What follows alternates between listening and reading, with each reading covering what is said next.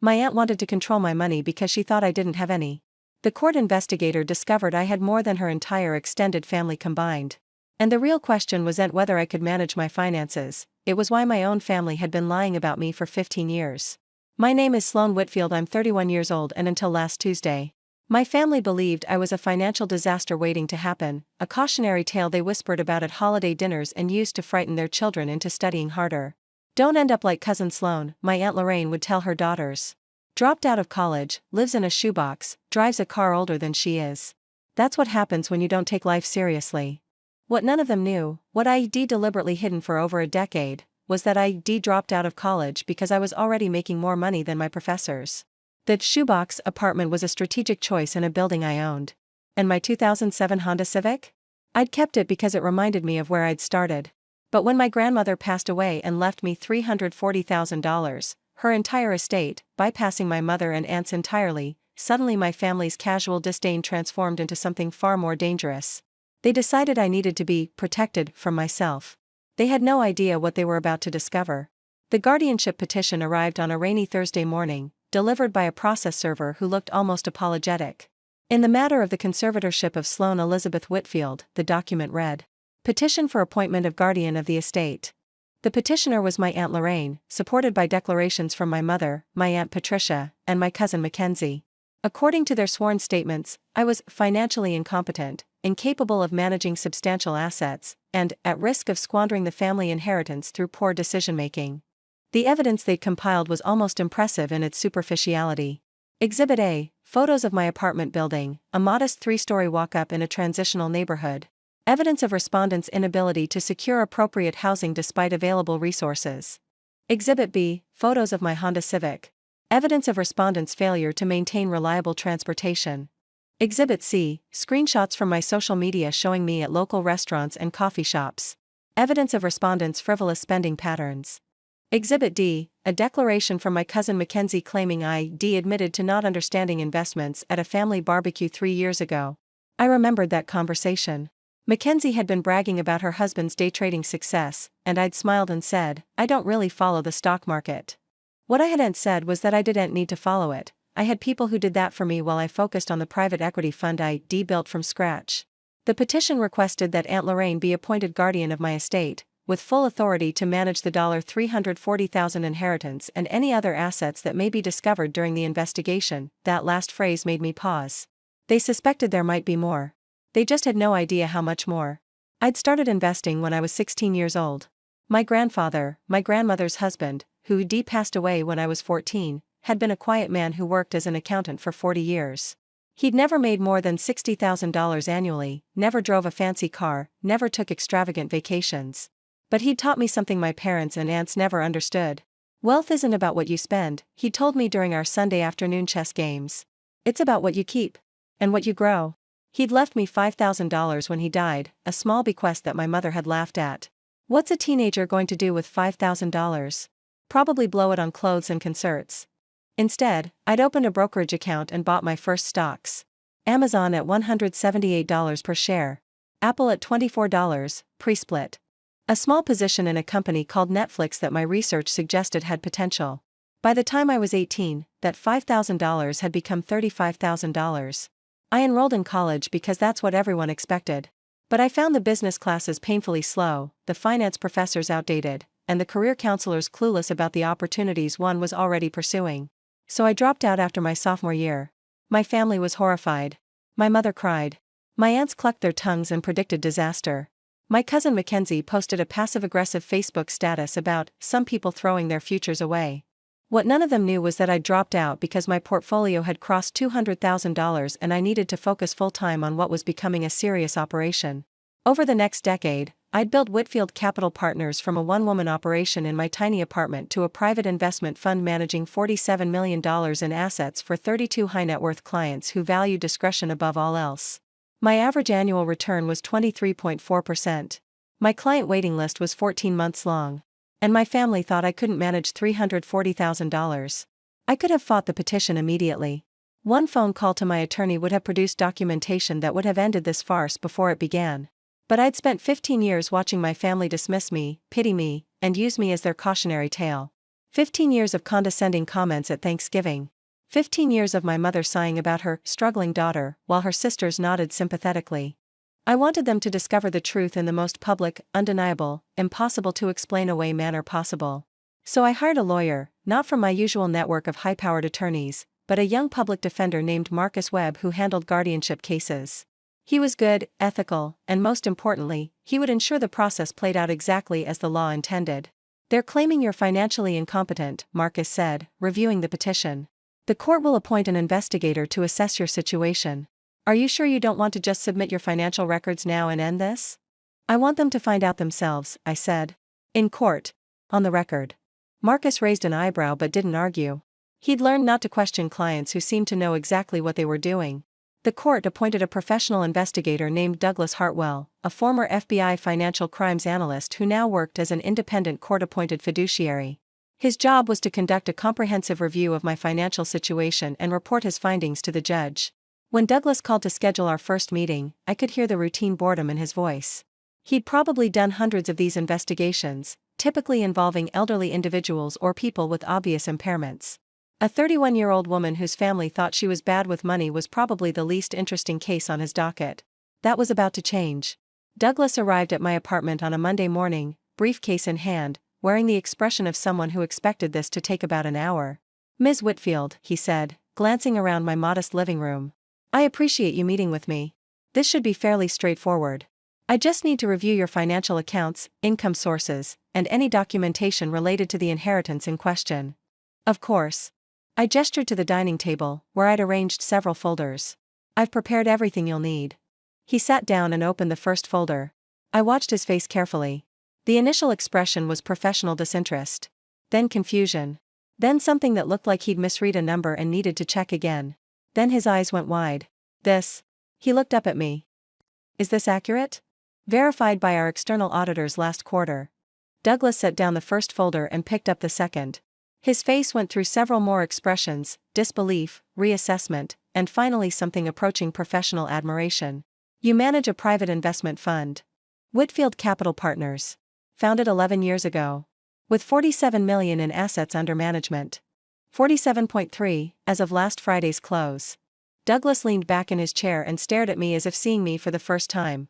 "Ms. Whitfield, your aunt's petition claims you're financially incompetent. That you live in inadequate housing, drive an unreliable vehicle, and have demonstrated an inability to manage money. I'm aware of what the petition claims. Does your family know about any of this?" "No." "Why not?" I considered the question carefully.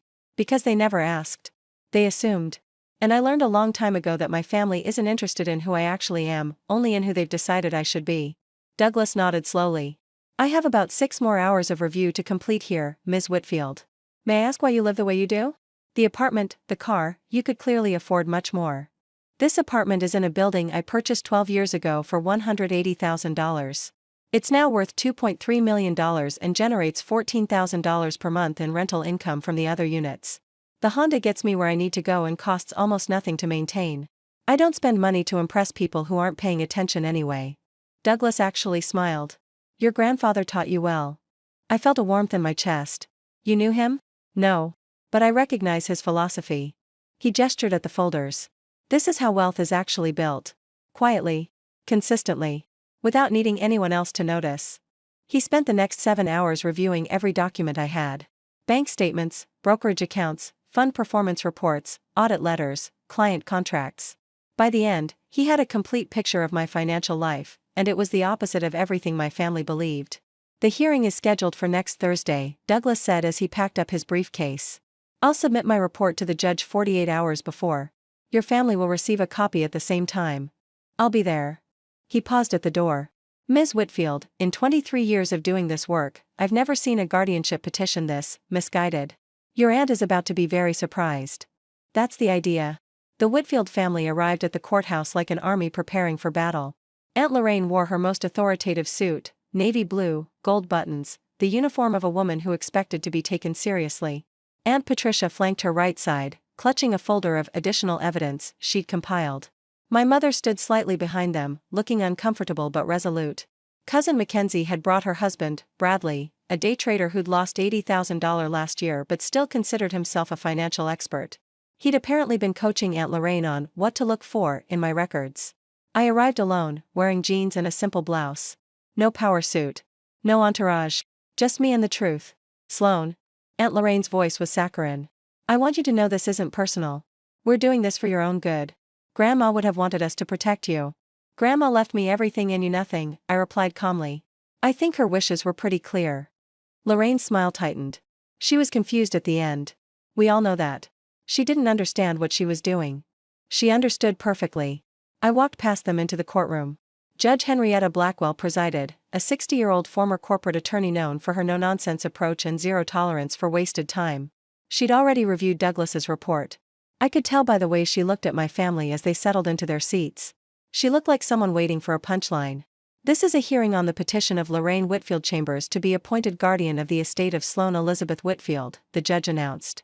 Mr. Hartwell, you've submitted your investigation report. Please summarize your findings for the record. Douglas stood. Your Honor, I conducted a comprehensive review of Ms. Whitfield's financial situation over the course of 3 meetings and approximately 20 hours of document analysis. Aunt Lorraine nodded approvingly, clearly expecting validation of her concerns. The petitioner's claims are that the respondent is financially incompetent, lives in inadequate housing, maintains unreliable transportation, and would be unable to responsibly manage the $340,000 inheritance from her grandmother's estate. And your findings? Judge Blackwell asked. Douglas paused, a dramatic beat I suspected he'd been rehearsing. Your Honor, the petitioner is not merely mistaken. The petitioner's claims are so fundamentally disconnected from reality that I initially suspected I had been given the wrong case file. A murmur rippled through my family's side of the courtroom. Sloane Whitfield is not financially incompetent. She is the founder and managing partner of Whitfield Capital Partners, a private investment fund with $47.3 million in assets under management. Her personal net worth, excluding the fund, is approximately $8.2 million. Her average annual return over the past decade is 23.4%, which places her in the top 1% of fund managers nationwide. The silence was absolute. Aunt Lorraine's mouth opened and closed several times without producing sound. The inadequate housing referenced in the petition is an apartment in a building Ms. Whitfield purchased for $180,000 12 years ago. That building is now worth $2.3 million and generates $168,000 in annual rental income. The unreliable vehicle is a 2007 Honda Civic that Ms. Whitfield has chosen to keep despite having the means to purchase any car she wishes. Douglas turned to look directly at Aunt Lorraine. Ms. Whitfield doesn't live modestly because she can't afford better. She lives modestly because she understands, apparently unlike her family, that wealth is built through discipline, not display. He returned his attention to the judge. Your Honor, not only is there no basis for this guardianship petition, but I question the motives behind it. The petitioner stands to control a $340,000 inheritance while apparently having no knowledge whatsoever of the respondent's actual financial situation. Either the petitioner conducted no due diligence before filing, or, he paused, or the petitioner was more interested in accessing the inheritance than protecting it. This is ridiculous. Aunt Lorraine shot to her feet. She's lying. She's fabricated all of this. There's no way, a college dropout, living in that neighborhood, driving that car. Ms. Whitfield Chambers, you will sit down and control yourself, or I will have you removed from my courtroom. Judge Blackwell's voice could have frozen water. Mr. Hartwell's investigation is thorough and verified by independent auditors. The documentation is incontrovertible. Lorraine sat, her face crimson. I have a question for the respondent. The judge turned to me. Ms. Whitfield, why didn't you simply provide this information to your family and avoid this entire proceeding? I stood. Your Honor, my family has spent 15 years treating me as a failure, a cautionary tale, and a source of embarrassment. They've made assumptions about my life without ever asking a single question. When my grandmother passed away and left me her estate, bypassing her own daughters, they didn't consider that maybe she knew something they didn't. They immediately assumed I was incapable of handling the responsibility. I looked at Aunt Lorraine, at my mother, at all of them. I didn't hide my success from them. I simply stopped volunteering information to people who had already decided I was worthless. The fact that they filed a guardianship petition without doing even basic research proves exactly why I made that choice. Judge Blackwell nodded slowly. The petition for guardianship is denied. Furthermore, I'm referring this matter to the State Bar for review. Filing a guardianship petition without reasonable basis is not merely frivolous, it's potentially actionable. She gathered her papers. Ms. Whitfield, you're free to manage your grandmother's inheritance, and your $47 million fund, without interference. Court is adjourned. The aftermath was everything I'd anticipated and nothing I'd feared. Aunt Lorraine tried to approach me in the courthouse hallway, her expression oscillating between shock and something that might have been shame. Sloan, we didn't know. How could we have known? You never said anything, you never asked. I kept walking. In 15 years, not one of you ever asked what I actually did for a living. You just assumed. My mother caught my arm. Sloan, please. We're family. We made a mistake. You tried to take legal control of my finances because you thought I was too stupid to manage money. I removed her hand gently. That's not a mistake, Mom. That's contempt. That's 15 years of looking down on me finally turning into action. Your grandmother. Grandma knew exactly who I was. I felt the tears threatening but held them back. She was the only one who ever bothered to find out. That's why she left me everything and you nothing. Not because she was confused, because she saw clearly what none of you ever tried to see. I walked out of the courthouse and didn't look back. 3 months later, I received a letter from Mackenzie. Her husband Bradley's day trading had finally caught up with them. They'd lost their house, their savings, and were facing bankruptcy. She was writing to ask if I might consider helping family during a difficult time. I thought about it for a long time. Then I wrote back. Mackenzie, 3 years ago, you told your children not to end up like Cousin Sloan. You testified in court that I was financially incompetent. You let your husband coach my aunt on how to take control of my money.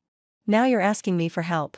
Here, that's what I'm willing to offer. I'll pay for a certified financial planner to work with you and Bradley for 1 year. I'll cover the cost of a bankruptcy attorney if you need one. And I'll set up a small emergency fund for your children's education, because they didn't choose their parents, but I won't give you cash to manage yourselves. And I won't pretend the last 15 years didn't happen. If you want a relationship with me, it starts with accountability. Not for the guardianship, for the years of dismissal that led to it. Your cousin, whether you respect me or not. Sloan. Last week, I finally traded in my Honda Civic. Not because I needed to prove anything, that chapter was closed. But because the car had 287,000 miles on it, the transmission was failing, and even my grandfather would have agreed it was time. I bought a 2-year-old Toyota Camry. Reliable. Practical. Nothing flashy. My grandfather would have approved. The same week, Whitfield Capital Partners crossed $50 million in assets under management. I celebrated by having dinner at my favorite neighborhood restaurant, the same place I'd been going for 10 years, where they still charge me $12 for the salmon special. The owner, Maria, asked how business was going. Good, I said. Really good. She didn't ask for details. She never had. That's why I kept coming back. My aunt tried to take control of my unstable finances. The court investigator found $47 million she never knew existed. My grandfather taught me that wealth isn't about what you spend, it's about what you keep and what you grow. He also taught me that the people who truly understand you don't need to be impressed. And the people who don't understand you aren't worth impressing anyway. That's the only inheritance that matters.